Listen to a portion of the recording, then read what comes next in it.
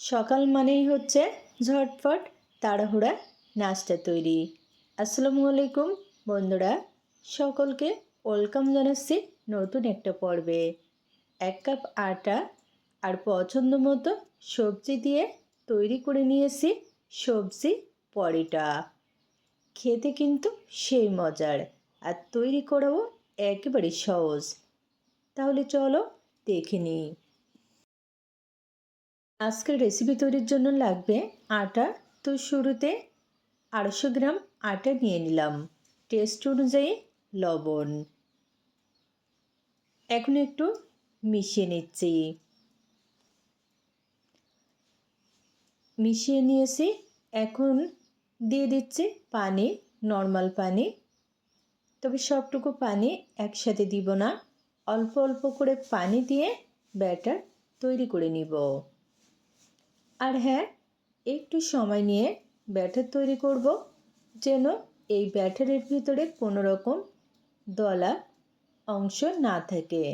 একঘেয়েমি রুটি কিংবা পরোটা না খেয়ে আজকে কিন্তু পছন্দ মতো সবজি দিয়ে এই সবজি পরোটাটা তৈরি করতে পারি।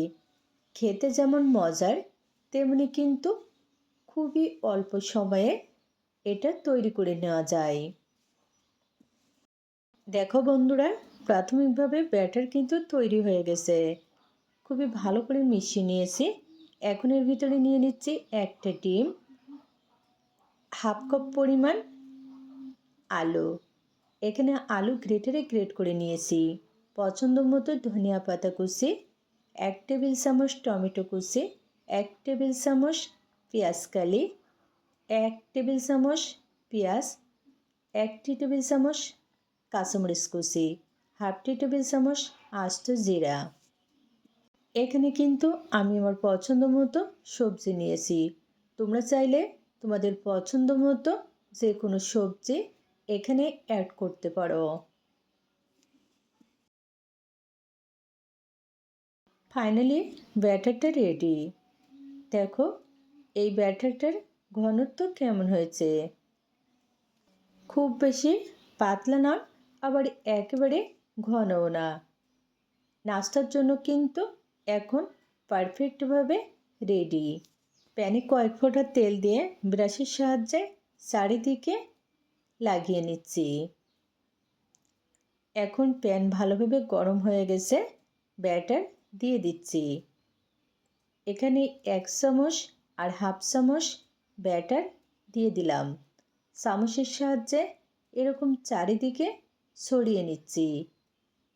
এতে করে নাস্তাটা কিন্তু বেশি মোটা হবে না এবং সব জায়গাতে ঠিকঠাকভাবে সমান হবে। আর হ্যাঁ, এই পর্যায়ে কিন্তু চুলার আঁচটা মিডিয়াম টু লোতে রাখতে হবে। 2 থেকে 2.5 মিনিট মতো ওয়েট করব। এরকম অল্প একটু তেল সারফেস দিয়ে দিয়ে দিচ্ছি। দেখো উপরটা শুকিয়ে গেছে, এখন উল্টে নিচ্ছি।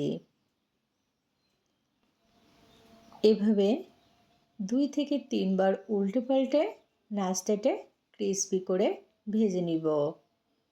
আজকের নাস্তাটা যেমন টেস্টি তেমন কিন্তু হেলদি।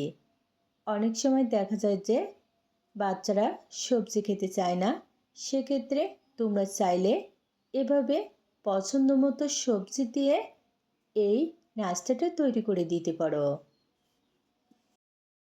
দেখো বন্ধুরা, নাস্তায় কিন্তু খুবই সুন্দর কালার চলে এসেছে, আর সেই সাথে ভালোভাবে ভাজা হয়ে গেছে। এখন কিন্তু সবজি পরোটাটা রেডি। তো তুলে নিচ্ছি। সবগুলা সবজি পরোটা একইভাবে তৈরি করে নিয়েছি। এই পরোটাগুলো কিন্তু গরম গরম খেতে বেশি মজার। তো যদি ভালো লাগে অবশ্যই তৈরি করে দেখবে। আজকে আর নয়, অন্য কোনো দিন দেখা হবে মজার কোনো রেসিপি নিয়ে। খোদা হাফেজ।